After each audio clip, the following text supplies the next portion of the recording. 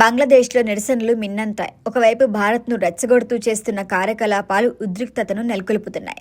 అక్కడ మైనార్టీలుగా ఉన్న హిందువుల భద్రతపై తీవ్ర ఆందోళన కలిగిస్తోంది. ఈ సందర్భంలో బంగ్లాలో మరొక దారుణ ఘటన చోటు చేసుకుంది.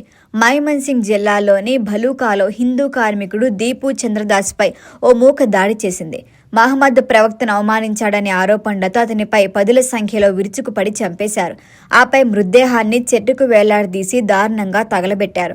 ఈ వీడియో సోషల్ మీడియాలో వైరల్ అవుతున్నాయి. బంగ్లాలో ఈ దారుణ ఘటన చోటు చేసుకుంది. హిందూ వర్కర్ని అత్యంత దారుణంగా హింసించి చెట్టుకు కట్టేసి తగలపెట్టి మరీ చేశారు. అక్కడి హిందువులపై దారుణాన్ని కొడగడుతున్నారు. హిందూ అయిన ఫ్యాక్టరీ కార్మికుడు దీపు చంద్రదాస్ ఓ గుంపు దాడి చేసి తన ప్రవక్తను అవమానించాడు అనే ఆరోపణలు చేస్తూ అతనిపై పదుల సంఖ్యలో విరుచుకుపడ్డారు.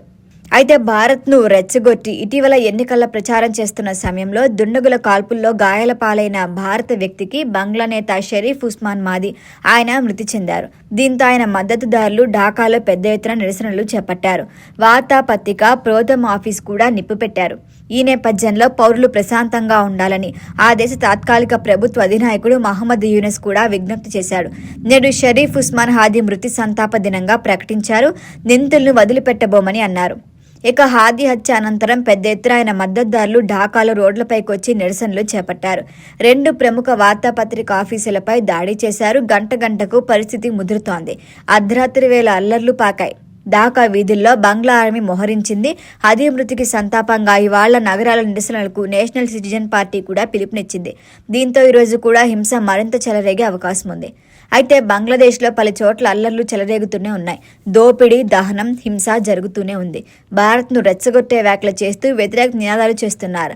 అవామీ లీగ్ కార్యకర్తలను హత్య చేస్తామని కూడా బహిరంగంగా బెదిరిస్తున్నారు. ఇప్పటికీ వీసా ప్రాసెసింగ్ కూడా భారత హైకమిషన్ బంగ్లాలో నిలిపివేసింది.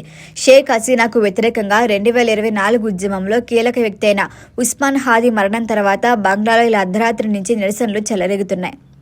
అయితే ఉస్మాన్ హాదీ ఫిబ్రవరి 8న జరిగే సార్వత్రిక ఎన్నికల్లో ఢాకా 8 నియోజకవర్గాల నుంచి పోటీ చేయాలని చూస్తున్నారు. డిసెంబర్ 12వ తేదీన ఢాకాలో పల్టాన్లో బ్యాటరీతో పనిచేసే ఆటో రిక్షాలో వచ్చి గుర్తు తెలియని దుండగులు అతన్ని కాల్చి చంపారు. గాయాలతో ఆసుపత్రికి తరలించిన తర్వాత పరిస్థితి విషమించడంతో సింగపూర్ ఆసుపత్రికి తరలించారు. చికిత్స పొందుతూ హదీ మృతి చెందారు. ప్రధానంగా హదీ గ్రేటర్ బంగ్లా మ్యాప్ తయారు చేయడంలో వార్తల్లో నిలిచారు. గ్రేటర్ బంగ్లాదేశ్లో భారత భూభాగంలోని కొన్ని ప్రాంతాలు గ్రేటర్ బంగ్లాదేశ్లో కలిపి ఆ మ్యాప్ తయారు చేశారు. దీంతో ఆయన బంగ్లాలో మంచి గుర్తింపు లభించింది. ఇక హదీని కాల్చి చంపింది ఫైజల్ కరీం మసూద్ అని ఆరోపణలు వస్తున్నాయి. ఇప్పటికే ఆయన సన్నిహితులు కూడా పోలీసులు అరెస్ట్ చేశారు. ఫైజల్ పరారీలో ఉన్నట్లుగా సమాచారం. అయితే ఇంక్విబాల్ మంచ్ అనే భారత వ్యతిరేక వార్తాపత్రిక నిందితుడు భారత్ పారిపోయినట్లుగా రహస్య వర్గాల ద్వారా సమాచారం అందిందని రాసింది.